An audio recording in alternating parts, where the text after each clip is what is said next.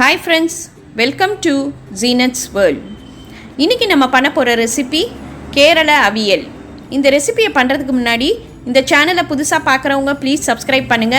அப்படியே பக்கத்துல உள்ள பெல் ஐகானை அமுக்குங்க. நான் ஒரு 10 வகையான காய்கறியை கட் பண்ணி வச்சிருக்கேன். கேரட், முருங்கைக்காய், அவரைக்காய், சேனங்கிழங்கு, உருளைக்கிழங்கு, கத்திரிக்காய் இந்த மாதிரி 10 வகையான காய்கறியை கட் பண்ணி இதே சைஸில் வச்சுருக்கேன். இது எல்லாத்தையும் நல்லா கழுவி க்ளீன் பண்ணி ரெடியாக வச்சுருக்கேன். இப்போ நம்ம அதில் 1 கிளாஸ் தண்ணி மட்டும் ஊற்றலாம். நிறைய தண்ணி ஊற்றிடாதீங்க. இந்த தண்ணியோட அப்படியே குக்கரில் வச்சு ஒரு விசில் மட்டும் வைங்க. நிறைய விசில் வச்சா குழஞ்சி போயிடும். உப்பு தேவையான அளவு போட்டுக்கலாம். இப்போ நம்ம அதுக்கு மசாலாவை ரெடி பண்ணிடலாம். 1/4 கப்பு தேங்காவை துருவி வச்சுருக்கேன். அதோட 1 ஸ்பூன் சீரகம் போட்டுக்கோங்க. 4 பச்சை மிளகாவை போட்டுக்கலாம். இதுதான் காரம் கொடுக்கும். அதனால் 4 பச்சை மிளகா கரெக்டாக இருக்கும். இப்போ நம்ம வேக வச்சு எடுத்தாச்சு. பாருங்கள், ரொம்பவும் குழையில கரெக்டாக வெந்திருக்கு. இப்போ நம்ம அதை இந்த பவுலில் போட்டுடலாம்.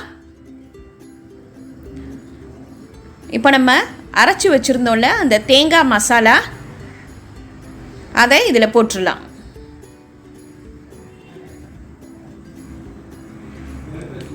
காய்கறியை ரொம்ப கிண்டிடாதீங்க, அப்புறம் காய்கறியெலாம் நசுங்கிடும். லேசாக கிளறினா போதும். 1/4 கப் தயிர் ஊற்றிடுங்க.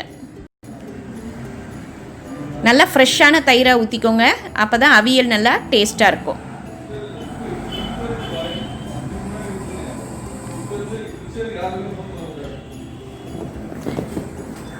இப்போ இதை ஒரு கிளறிடுங்க.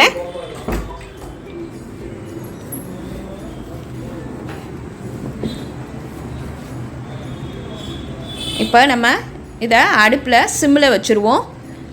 இப்போ நம்ம அதுக்குள்ளே தாளித்து கொட்டிடலாம். இந்த கேரளா அவியலுக்கு மெயினானது தேங்காய் எண்ணெய் தான். தேங்காய் எண்ணெய் ஊற்றினா தான் டேஸ்ட்டாக இருக்கும். தேங்காய் எண்ணெய் 2 ஸ்பூன் ஊற்றிட்டு கடுகு 1 ஸ்பூன், உளுந்து 1 ஸ்பூன் போட்டு கருவேப்பிலை கொஞ்சம் போட்டுக்கோங்க. இது நல்லா ஃப்ரை ஆகட்டும். இப்போ நல்லா ஃப்ரை ஆயிடுச்சு. இப்போ நம்ம தாளித்து அந்த அவியலில் கொட்டிடலாம். அடுப்பை சிம்லேயே வச்சுக்கோங்க. நம்ம தேங்காய் தயிர்லாம் போட்டிருக்கனால ரொம்ப கொதிக்க விட்டுறக்கூடாது.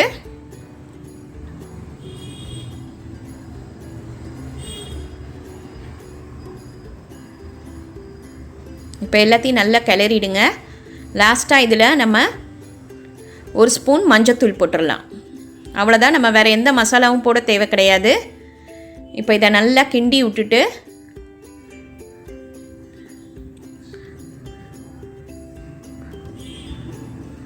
ஒரு 2 நிமிஷம் கொதிக்க வச்சா போதும். அடுப்பை நம்ம ஆஃப் பண்ணிடலாம். இது வத்த குழம்பு, ரசத்துக்கெல்லாம் இந்த அவியல் சரியான டேஸ்ட்டாக இருக்கும். கேரளாவில் இந்த அவியல் ரொம்ப ஃபேமஸ்ஸு. சப்பாத்திக்கு, பூரிக்கு, இடியாப்பத்துக்கெல்லாம் கூட இந்த அவியல் ரொம்ப டேஸ்ட்டாக இருக்கும். நம்ம இதில் பல வகையான காய்கறி போடுறதுனால ரொம்ப ஹெல்த்தியான அவியல் இது. இது ரொம்ப ஈஸி. இன்றைக்கி இதை ட்ரை பண்ணி பாருங்கள். லைக் பண்ணுங்கள், ஷேர் பண்ணுங்கள், ப்ளீஸ் Subscribe பண்ணுங்கள். உங்கள் கமெண்ட் எனக்கு அனுப்புங்க. தேங்க்யூ.